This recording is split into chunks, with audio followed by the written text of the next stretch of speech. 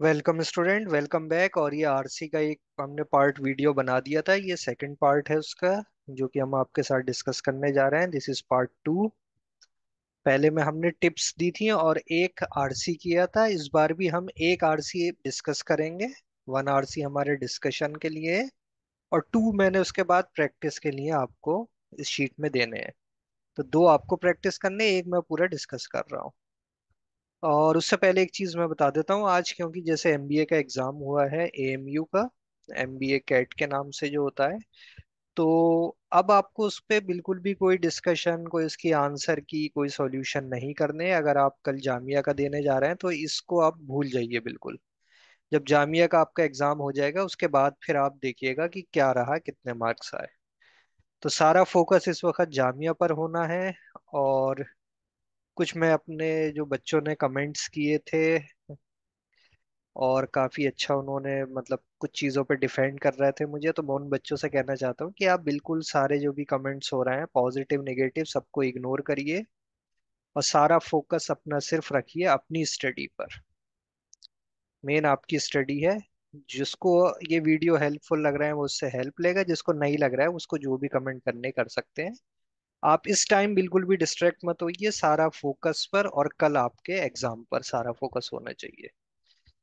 तो इसी चीज के साथ मैं शुरू करता हूं। तो एक हम डिस्कस करेंगे और ये शुरू होता है, language is not a cultural artefact.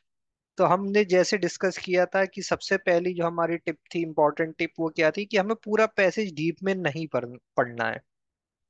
हम सिर्फ क्या करेंगे, इसको ध्यान से देखेंगे कि इसमें क्या कहा गया है, क्या मेन आइडिया बन रहा है। उसके बाद क्वेश्चंस पे जाएंगे, क्वेश्चन से जो हमें इंपॉर्टेंट पॉइंट्स लगेंगे, फिर जब हम वापस आएंगे तब उसको रीड करें।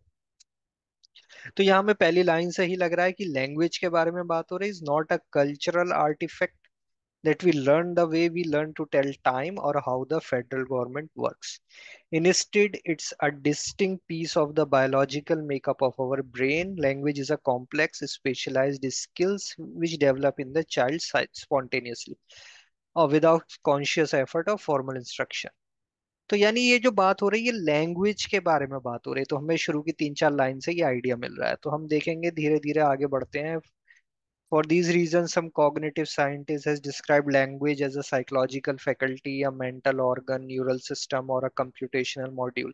तो यानी जो भी सारी बातें हो रही हैं लैंग्वेज पर ही चल रही हैं, यानी लैंग्वेज किस तरीके से ग्रो करता है, किस तरीके से लर्न करता है, उस पर हम बात कर रहे हैं। Although there are difference between verb and word, this second para में हम देखते हैं, thinking of language as an instinct inverts the popular wisdom especially as it has been passed down। तो यहाँ पर हमें ये समझ में आ रहा है कि ये दो तरीके की कंपैरिजन कर रहा है, जो कि ओपिनियन है लैंग्वेज के लिए। एक पॉपुलर विजडम है कुछ, और एक कुछ इंस्टिंक्ट के बारे में बात हो रही है। Not a manifestation of general, a 3 year old is a grammatical genius. बच्चे के बारे में बात कर रहा है। दो language is a magnificent ability unique to Homo sapiens, it does not call for sequestering the study of from domain of biology, a magnificent some kind of bats के बारे में बात हो रही है, यानी वो भी कैसे लैंग्वेज कम्युनिकेट करते हैं। not as an effable essence of human uniqueness but as a biological adaptation, an organ, सब बात हो रही है। Oscar education is an preschool tacit knowledge of grammar is more sophisticated than the thickest style manual or the most state of the art computer language system, and same applies for all healthy human beings। तो यानी एक तरीके से हमने पूरा जो passage समझ में आ रहा है वो किसके बारे में, लैंग्वेज के बारे में बात कर रहा है। और कहीं ना कहीं लैंग्वेज की जो और टू हम कह सकते हैं कि टू ट्रेन ऑफ थॉट्स हैं, कि एक लैंग्वेज इस तरीके से आती है किसी ने कहा है, और एक ऑथर कुछ अपना आगे प्रपोज कर रहा है। तो इस पैरा के अंदर क्या हो रहा है, दो तरीके की कंपैरिजन चल रही है अबाउट लैंग्वेज। ये हमें एक एक आइडिया समझ में आया, डीप में हम नहीं गए, सिर्फ इतना समझ में आ गया। अब हम क्वेश्चंस देख लेते हैं कि कौन से डायरेक्ट क्वेश्चन है, कौन से इनडायरेक्ट क्वेश्चन है। According to the passage which of the following does not stem. तो देखिए, अकॉर्डिंग टू द पैसेज और विच ऑफ द फॉलोइंग आ जाता है, यानी ये क्वेश्चन होते हैं इनडायरेक्ट। मतलब आप डायरेक्टली आंसर नहीं कर सकते, आपको पूरा इस पैसेज को ही रीड करना पड़ेगा, तब उसी से तुम्हें ये निकल के आएगा। तो हम ये देखेंगे कि ये ट्रिकी, यानी कि हम ट्रिकी मान लेंगे ऐसे क्वेश्चंस को। आगे चलते हैं। Which of the following can be use to replace. अब देखिए यहाँ पर एक लाइन आ रही है, spider knows how to spin web. तो हम इसके ऊपर ध्यान रखेंगे ये पैसेज में कहाँ आया है, और उसके आसपास हम देखेंगे क्या क्वेश्चन पूछा है। Which of the following can be use to replace the spider know how to spin webs analogy as used by the author. तो इसके एनालोगस इसमें से क्या हो सकता है, इन चार में से वो हमें देखना है। तो यानी हमें इसका मीनिंग समझना पड़ेगा और कौन सा इस मीनिंग के सबसे क्लोज है, वो हमें ढूंढना होगा। According to the passage which of the following is unique to human beings. देखिए अकॉर्डिंग टू द पैसेज और विच करके, यानी अगेन तुम्हें क्या है, पूरे पैसेज को रीड करके ही इसका आंसर तुम्हें मिल पाएगा, इतना आसान नहीं है यानी ये question. According to passage, complexity of language can not be taught by parents और चिल्ड्रन।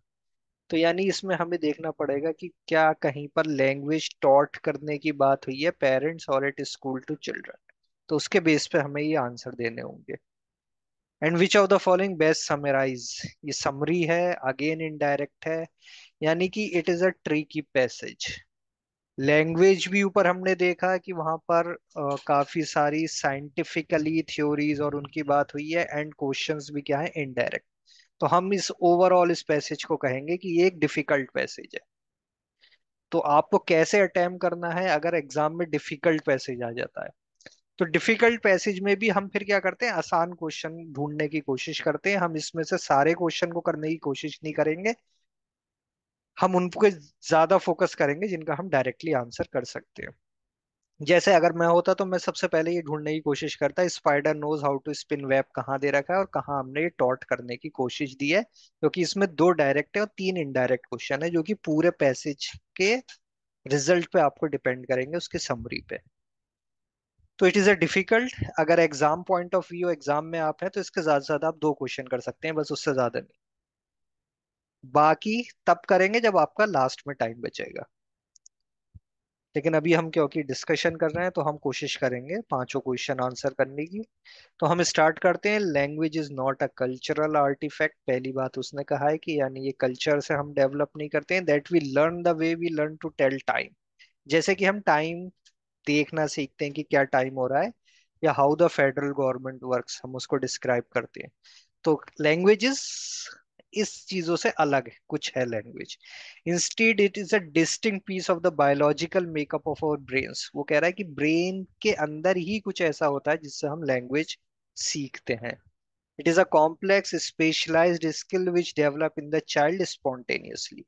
तो वो कह रहा है कि चाइल्ड के अंदर स्पॉन्टेनियसली डेवलप होती है विदाउट कॉन्शियस एफर्ट और फॉर्मल इंस्ट्रक्शन। कोई इंस्ट्रक्शन या कोई अलग से एफर्ट नहीं होता, बच्चा खुद सीखता है, इंस्टिंक्टिवली सीखता है। Is deployed without awareness of its underlying logic, is qualitatively the same in every individual and is distinct for more general abilities to process information or behave in daily। तो यहाँ ये वही चीज है, स्पॉन्टेनियस पे ही समझाने की कोशिश की गई है, तो ये हमारे इतने काम की है, इंफॉर्मेशन नहीं है। For these reasons, some cognitive scientists have described language as a psychological faculty। वो कह रहा है कुछ साइंटिस्ट हैं कॉग्निटिव साइंटिस्ट, उन्होंने क्या कहा, लैंग्वेज को कहा कि ये एक साइकोलॉजिकल फैकल्टी है। जैसे एक मेंटल ऑर्गन होता है, न्यूरल सिस्टम होता है, computational. But I prefer the admittedly quaint term instinct. Quaint मतलब ओल्ड फैशन। वो कह रहा है नहीं, मैं इसके लिए कोई ऐसे नए टर्म्स नहीं दूंगा कि ये मेंटल ऑर्गन है, कोई न्यूरल सिस्टम है। वो कह रहा है कि मैं लैंग्वेज को कहूंगा इंस्टिंक्ट होती है। तो ऑथर किस बात पे फोकस कर रहा है, इंस्टिंक्टिव वे है लैंग्वेज लर्न करने का, और कुछ लोगों की जो साइंटिस्ट है या अलग लोग जो थ्योरी दे रहे हैं उनको वो नलीफाई कर रहा है अपने लॉजिक से। तो यानी ये पूरे पैसेज की थीम यही है कि कैसे लैंग्वेज इंस्टिंक्टली डेवलप करती है, उसके अगेंस्ट जो और ओपिनियन है उनको वो नलीफाई कर रहा है। तो it conveys the idea that people know how to talk in more or less the sense that spider, ये देखिए आ गया हमारा, spider knows how to spin web. वो कह रहा है कि ये कन्वे कर रहा है instinctively way of learning languages, कि people know to how to talk in more or less sense that spider knows how to spin web. यानी स्पाइडर कैसे स्पिन करता है वेब, इसी तरीके से हम लैंग्वेज सीखते हैं। यानी कि स्पाइडर को अलग से कभी सिखाना नहीं पड़ता कि वो वेब कैसे बनाएगा। ऐसे ही ह्यूमंस को लैंग्वेज सिखानी नहीं पड़ती, वो खुद लर्न कर जाते। Web spinning was not invented. अभी देखिए इसके आगे की जो भी वेब स्पिनिंग के बारे में, ये एक तरीके से हमारे लिए ट्रिवियल इंफॉर्मेशन है, इससे हमारा कोई रिलेशन नहीं है। तो वेब स्पिनिंग में unsung spider genius does not depend this architecture और construction to spider spin web because they have spider brains which they merge to, and there are difference between, I still encourage you to see। ठीक, तो यानी वो यहाँ उसने सिखाया, ये उसके आगे उसकी अपने आर्ग्यूमेंट का सपोर्टिव आर्ग्यूमेंट्स दिए उसने। Thinking of language as an instinct inverts the popular wisdom. तो इंस्टिंक्ट वो क्या कर रहा है? Popular wisdom. पॉपुलर विजडम वो चीज होती है जो कि सीम्स ट्रू, देखने में हमें लगता है ट्रू, बट एक्चुअली वो फॉल्स होती है, वो ट्रू नहीं होती एक्चुअली। तो कह रहा है कि जब हम इस तरीके से लैंग्वेज को देखेंगे एज एन इंस्टिंक्ट, तो ये कई सारी पॉपुलर विजडम को इन्वर्ट कर देगा, specially as it is been pass down in the canon of humanities and social science. हम कहते हैं कि ये एक तरीके से ह्यूमैनिटी में चली आ रही है language. Language is no more a cultural invention. वो कह रहे हैं नहीं, ये कोई कल्चरल पे बेस्ड नहीं है, is not a manifestation of general capacity to use symbols. A 3 year old is a grammatical genius. वो कह रहा है कि 3 year old है। 3 year old क्या होता है?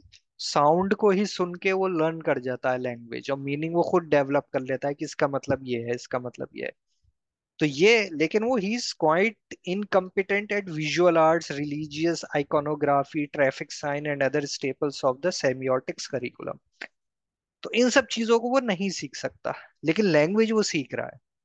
यानी कि उसके अंदर अभी इतना ब्रेन डेवलप नहीं हुआ है कि वो किसी चीज को लर्न कर सके, लेकिन वो लैंग्वेज बोलना शुरू कर रहा है, इसका मतलब वो इंस्टिंक्टिवली लर्न कर रहा है, not by any logic or curriculum or instruction follow करके। तो language is a magnificent ability unique to Homo sapiens among living species. It does not call for sequestering the, sequestering मतलब separate करना, to sequestering the study of humans from the domain of biology for a magnificent ability unique to a particular is far more unique in the animal kingdom। तो कह रहा है लेकिन क्योंकि language एक unique ability है होमो sapiens के अंदर, बट इतनी भी यूनिक नहीं है कि हम इसको सेपरेट कर दें, ह्यूमंस को बायोलॉजी से ही हटा दें, मतलब क्योंकि एनिमल्स वाले ही जो कॉन्सेप्ट में ह्यूमंस भी आते हैं, उसी डोमेन में आते हैं। तो कह रहा है कि इतनी यूनिक नहीं है कि हम इसको उस किंगडम, एनिमल किंगडम से ही हटा दें ह्यूमंस को, क्योंकि और स्पीशीज के अंदर भी कुछ कुछ यूनिक होती हैं। जैसे some kind of bats home on flying insects using Doppler sonar, some kind of migratory birds navigate thousands of miles by calibrating the position of constellation against the time। तो कह रहा है कि यूनिक है, bats होती हैं वो सोनर sound से यूज कर लेती हैं, बर्ड्स हैं वो कॉन्स्टलेशन चांद सितारे उनसे डायरेक्शन देख के काफी काफी 1000 माइल्स वो नेविगेट कराती है। तो नेचर के अंदर बहुत सारी चीजें हैं, तो ऐसा कोई ह्यूमन की ऐसी कोई चीज नहीं कि हम उसको एनिमल किंगडम से हटा दें। तो it is a knack of communicative information who did what to whom by modulating the sounds when we exhale। तो जो हमारी साउंड होती है वो तब हम निकलती है जब हम एक्सेल करते हैं, हवा बाहर निकाल रहे होते हैं, तो अलग अलग हमारी साउंड्स डेवलप होते हैं, उसी से जनरेट होती है डिफरेंट साउंड्स, और उसी को हम कहते हैं लैंग्वेज। तो कह रहे हैं ये ह्यूमन की ये यूनिक क्वालिटी है। Once you begin to look at language not as an ineffable essence of human uniqueness but as a biological adaptation। कह रहे हैं कि वो बहुत यूनिक इस सेंस में नहीं है, ये एक एडेप्टेशन है बायोलॉजिकल। तो इसका जरूरी नहीं कि हम इसको, लैंग्वेज का मतलब है कि हम थॉट भी डेवलप कर रहे हो। Seeing language is nature engineer marble है। In Darwin words give a new respect for your ordinary Joe and much maligned English language, और the complexity of language from science part of biological birth is not something, it is not something that parent teach their children or something that must be elaborated। तो हमारे question में ये language I थी, कुछ question में हमने देखा था कि उसमें कहा गया था कि कैसे पेरेंट्स टीच करते हैं या स्कूल में लर्न करते हैं, तो अभी हम उस क्वेश्चन में देखेंगे। तो यहाँ हमें ये समझ में आ रहा है कि ये हमारा बायोलॉजिकल बर्थ राइट है, ये समथिंग ऐसा नहीं है कि पेरेंट्स टीच कर रहे हैं या फिर स्कूल में जाके ही सीखी जाएगी। अ pre Schuler tacit, tacit means, tacit मतलब जो कि नेचुरली उसके अंदर है, विदाउट एनी लॉजिक, या वो नहीं आप डिफाइन कर सकते इसका। इसकी grammar is more sophisticated than the thickest style manual or the most state of the art computer language system. And the same applies to all healthy human beings, even the notorious syntax fracturing professional athlete, and like inarticulate teenage skateboarder. Finally, since language is product of a well-engineered biological instinct, we shall that it is not the nutty barrel of monkeys. Barrel of monkeys मतलब कोई भी amusing things, या कोई ऐसी amusing things नहीं है जो कि entertainer columnist make it out to be। जैसे कि मजाक बनाते लैंग्वेज का, वो कह रहा है कि it is a very unique and a skill that should be appreciated। तो ये हमारा पूरा पैसेज है। तो इसमें पूरा एक फ्लो है लैंग्वेज के बारे में, और वो डिबेट कर रहा है कुछ उसके जो अगेंस्ट पॉइंट ऑफ व्यू है उनके, और वो अपने पॉइंट ऑफ व्यू के सपोर्ट में उसने कुछ आर्ग्यूमेंट्स दिए। तो this is all the passage is about. अब हम आंसर देख लेते हैं। According to the passage which of the following does not stem from popular wisdom. तो उसने कहा कि language is a cultural artifact, उसने मना कर दिया। Language is a cultural invention, cultural invention है नहीं। Language is learned as we grow, और language is a psychological faculty. तो लर्न एज वी ग्रो उसने नहीं कहा, क्योंकि उसने कहा कि इंस्टिंक्ट वे में होता है, लर्न नहीं किया जाता है, इंस्टिंक्टली डेवलप होती है। Language is a psychological faculty, yes. तो ये हम मान रहे हैं इसमें।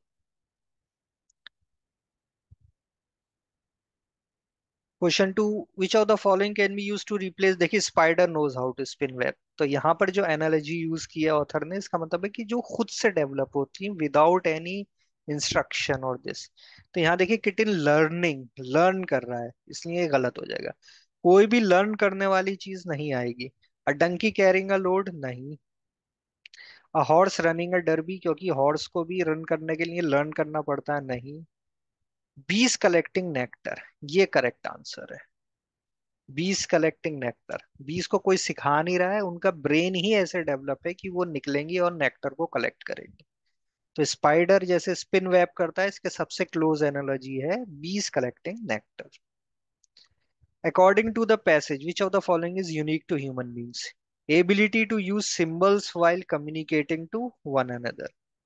तो वो कह रहा है कि सिंबल्स यूज करना टू कम्युनिकेट, तो कम्युनिकेशन के क्या है, और भी तरीके हैं जो कि और एनिमल्स भी यूज करते हैं। टू कम्युनिकेट थ्रू वॉइस, ये हो सकता है, क्योंकि उसने कहा था कि ये ह्यूमंस में यूनिक क्या है कि वो एक साउंड निकालते हैं एक्सेल करते वक्त, और उसी से वो सब कम्युनिकेट करते हैं। Ability to communicate information to other member नहीं। जैसे बैट का एग्जाम्पल दिया उसने, बर्ड्स का दिया, तो वो भी कम्युनिकेट कर रही हैं, बट एज लैंग्वेज नहीं कर रही, उनका अलग मोड है। एबिलिटी टू यूज साउंड नहीं, बैट भी डॉपलर साउंड यूज कर रही है। तो आंसर होगा इसका ability to communicate each other through voice modulation. According to the passage complexity of language can not be taught by parents और इट स्कूल, यस उसने कहा था कि नहीं सिखाया जा सकता, बिकॉज ये चिल्ड्रन क्या होता है, इंस्टिंक्टिवली नो लैंग्वेज, उनको कोई लर्न करने की जरूरत नहीं पड़ती है। तो इसके सारे ये करेक्ट गलत है, सिर्फ answer A is the correct. Which of the following best summarize the passage. Language is unique to Homo sapiens. Language is unique to Homo sapiens मतलब ह्यूमंस। तो ह्यूमंस के अलावा और भी हैं, उनके लैंग्वेज के मोड अलग हैं, अलग तरीके से कम्युनिकेट करते हैं, but they have language, a different mode of communication. तो एनिमल्स में और में आती है। Language is neither learned nor taught. तो ये है सही, लेकिन ये पैसेज का मेन समराइज नहीं होगा ये। Language is not a cultural invention or artifact as it made out, नहीं।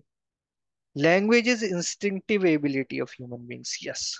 पूरे पैसेज में ऑथर ने क्या कोशिश की है, उसने यही जस्टिफाई करने की कोशिश की है अपने आर्ग्यूमेंट से कि लैंग्वेज को हम डेवलप करते हैं, ना कि इंस्टिंक्टली डेवलप करते हैं, ना कि लर्न होती है कुछ होती है। तो पूरा पैसेज जो है वो इसी के अराउंड आपका रोटेट कर रहा है। So this is the passage. तो ये बहुत डिफिकल्ट पैसेज था। क्वेश्चंस तीन इनडायरेक्ट थे, दो ही डायरेक्ट थे, तो वो और डिफिकल्ट बना रहे थे इसे। तो ऐसे एग्जाम पॉइंट ऑफ व्यू से आपके पास ट्रिक्स होनी चाहिए हर तरीके के आरसी को हैंडल करने की। तो ऐसे में हम अगर अटेम्प्ट कर रहे हैं तो हम ये कर सकते हैं कि सिर्फ इन दो क्वेश्चन पे फोकस करके हम अपना जो पहले डायरेक्ट वाले वही निकाल लें, कि हम इसमें ढूंढ लेते कि कहाँ पे दे रखा था। जैसे पूरा पैसेज ये था, अब मैंने पूरा फोकस किया कि कहाँ दे रखा है, spider knows how to spin web. इसके आसपास की लाइन से मुझे समझ में आ जाता। देखो अगर मैं इसको ब्लू से अलग हाईलाइट कर दूं, it conveys the idea that people know how to talk in more or less sense that this. तो हमें समझ में आ जाता है कि ये बात क्या कर रहा है कि भाई इंस्टिंक्ट डेवलप हो रही है। ये देखिए क्वांटम इंस्टिंक्ट। तो स्पाइडर नोज हाउ टू मतलब इंस्टिंक्टिवली है, वो खुद उनका दिमाग जो है इसी तरीके से, ब्रेन जो है उनका स्पाइडर ब्रेन ऐसी बना हुआ है। तो हमें समझ में आ जाता है कि बी ही उसका सबसे क्लोज ऑप्शन है, क्योंकि बी भी नेचुरली उनका ब्रेन ऐसी कि वो नेक्टर जाते हैं। तो इस तरीके से एक ढूंढ सकते थे। और दूसरा जो हमें दिख रहा था, जब उसने ये कहा कि it is a part of our biological birthright, it is not something that, ये हमारे क्वेश्चन में दे रखा था, parents teach their children or something that must be elaborated in school. तो हमें इससे यहाँ समझ में आ रहा था कि ये इंस्टिंक्टली डेवलप लर्न का होता है, कोई स्कूल में सिखाई जाने वाली या पेरेंट सिखाने वाली चीज नहीं। तो एट बेस्ट हम ये कर सकते थे, अदरवाइज फिर हम इन बाकी क्वेश्चन को लास्ट के लिए एग्जाम में छोड़ सकते हैं। एग्जाम में हमेशा आपका क्या रहेगा कि पहला जो राउंड होगा उसमें जो इजी क्वेश्चन हो सकते हैं वो करेंगे, बाकी बाद में डिफिकल्ट। अब ये दो आरसी मैंने आपकी प्रैक्टिस के लिए दिए हैं, ये आप खुद करें। अगर आपके पास टाइम है कर सकते हैं तो करें, अदरवाइज आप इसको फिर जो कराए हैं जो टिप्स हैं उनको अच्छे से याद रखें। तो हम थोड़ा अगर समझना चाहेंगे किसके बारे में बात हो रही है, देखिए remarkable aspect of art of the present century is the range of concept and ideologies which it embodies.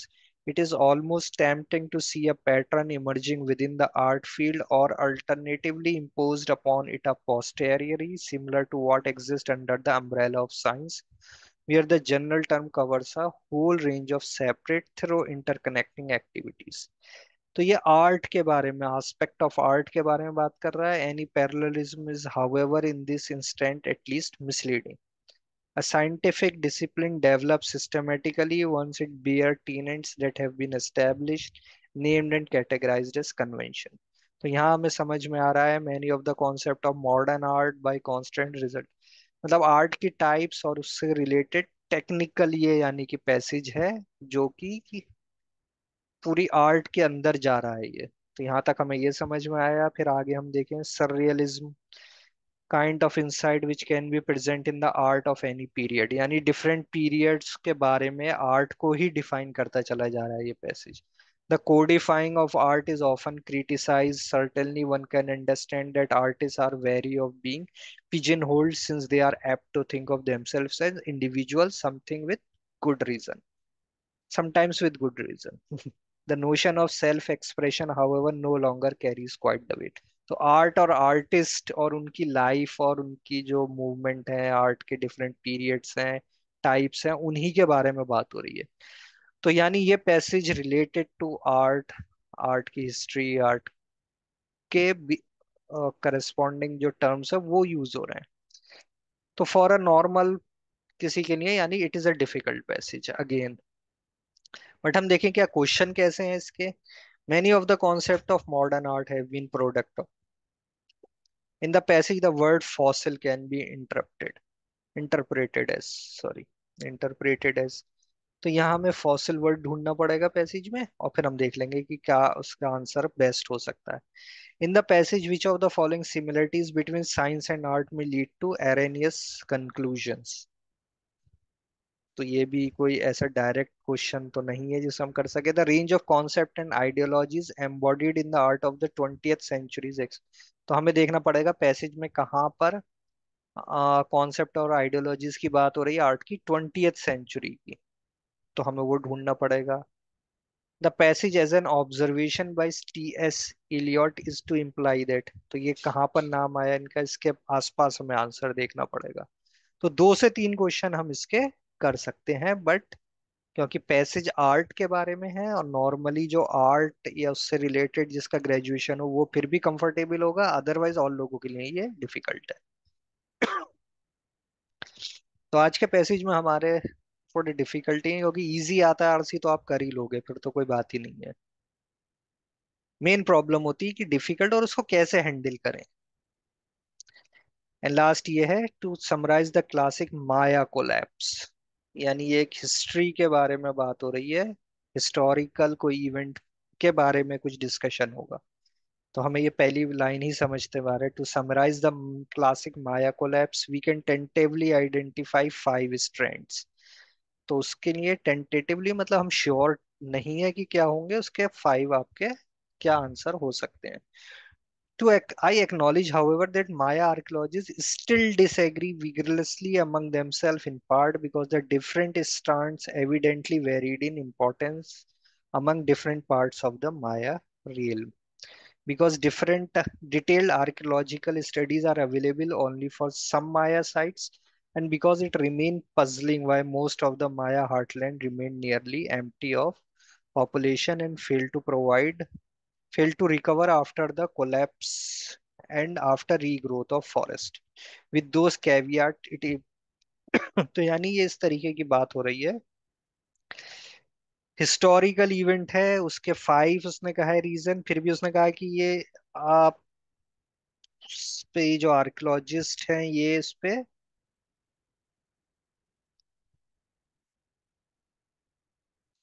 Agree नहीं कर रहा है। तो ये 5 डिफरेंट स्ट्रैंड्स भी मतलब होता है कि रीजन तो है लेकिन वो जस्टिफिएबल नहीं है, मतलब कि वो बीच में कहीं रुके हुए हैं, कंप्लीट नहीं है वो, नॉट कंप्लीट। तो रीजन देने की कोशिश की लेकिन बीच में कहीं आके रुक गए, उसके आगे हम नहीं जा पा रहे कि क्या हो सकता है। तो ऐसे 5 कुछ इनकम्प्लीट से रीजन है और उस पे भी कोई एग्री नहीं कर रहा है। तो यानी उसने फिर क्या करा होगा, इसके सारे रीजन बताए होंगे। One strand consist of population growth over stripping available. तो पहला दिख रहा है कि ग्रोथ जो है वो अवेलेबल रिसोर्सेज को आउटस्ट्रिप उससे ज्यादा कर गई। A dilemma similar to one foreseen by Thomas Malthus in 1798 and played out today in Rwanda, Haiti and elsewhere। तो कह रहा है इन इन कंट्रीज में जो हो रहा है ये लगभग वैसा ही सेम सिचुएशन है। Too many farmers grow too many crops, ये किसी ने कहा है। Compounding that mismatch is called a root of this, इस तरीके से आ रहा है। तो इसी तरीके से यानी ये काफी सारे यहाँ पर कोशिश की होगी। जैसे third stand consist of increased fighting as more and more people fought over fewer resources. ठीक है। इसी तरीके से bringing matters to head was a trend of climate change, climate change भी एक दे रखा है। The drought at the time of the classic collapse was not first drought that my head lived through but it was the most severe. तो पहले कुछ uninhibited part रहता था वहां मूव कर जाते थे, लेकिन ये जो एक कोलैप्स का रीजन है वो लैंडस्केप पूरा फुल था और कोई अनऑक्युपाइड लैंड नहीं थी। तो ये हमें कुछ रीजन समझ में आ रहा है। फिफ्थ स्ट्रैंड रीजंस हम कह सकते हैं, बट एग्जैक्टली ये रीजन नहीं है क्योंकि ये पूरी तरीके से जस्टिफिएबल है नहीं। We have to wonder why the kings and nobles failed to recognize and solve these obvious undermining. Their attention was focused on their short-term concern of enriching themselves, waging war, this. तो long term problem की जगह short term पे focus था। And finally we will esteem other past stories paid attention is struck by some parallel between my and past societies. कुछ और societies के बारे में बात कर रहा है। तो इस तरीके से ये हिस्टोरिकल पैसेज है। According to which of the following best represent a factor that has been cited by the, अभी देखिए वही रवांडा एंड हाइटी, अभी हमने देखा था ना कि कुछ बात हुई थी किसके बारे में कि क्यों इस तरीके से वो खत्म हुए। तो competing for land and other resources, इस तरीके से कुछ था। तो ये अब आपको खुद करना है, इसमें मैं नहीं बता रहा हूँ answer. By an anthropogenic drought, the author means कि कैसी ड्रॉट थी, कि लैक ऑफ रेन से हुई, डिफॉरेस्टेशन से हुई, prevent over running the field, और कॉज्ड बाय क्लाइमेट चेंज। तो आप ये वर्ड ढूंढेंगे, उससे आपको पता चल जाएगा। फिर पैसेज कह रहा है drought at the time of Maya collapse has a different impact compare to the drought. अभी हम कर रहे थे क्या था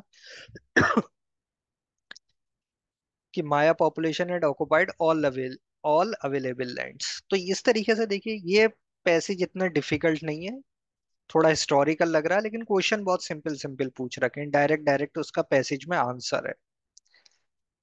according to author, why it is difficult to explain the reason for Maya collapse. तो विच फैक्टर ये बताएगा, ये नहीं हो पा रहा है अभी तक, ये डिसाइड ही नहीं हो पाया कि कौन सा होगा, इस तरीके के question. And which factor has not been cited as one of the factor causing the collapse. तो ये जितने पांच फैक्टर दिए थे, उनमें से कौन सा इसमें से नहीं है, ये आपको ढूंढना है। तो ये पैसेज एक इजी है, मतलब इजी इन द सेंस कि पिछले जो दोनों थे उनसे कंपैरेटिवली इजी है, और क्वेश्चन इसमें बहुत ही स्ट्रेट फॉरवर्ड है। तो आप पूरा पैसेज करेंगे, आराम से आपको क्वेश्चन मिल जाएंगे।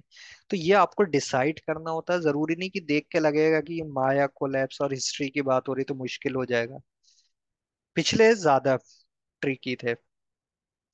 तो ये आप प्रैक्टिस करिएगा, टाइम है, वरना अदरवाइज जितना आपने कर रखा है उसी पे फोकस रखिए, कोई नई चीजें अब ज्यादा करने की कोशिश मत करिए, और जितना आपने किया है उसी को अच्छे से रिवाइज करके, मेन है कल जो एग्जाम के 3 आवर्स हैं वहां पर आपका क्या फोकस है। So best of luck for tomorrow's exam. कोशिश करो जो एग्जाम के आपके 3 घंटे हैं, वो आप पूरे तरीके से अपने माइंड का यूज करके दें। So thank you for watching us.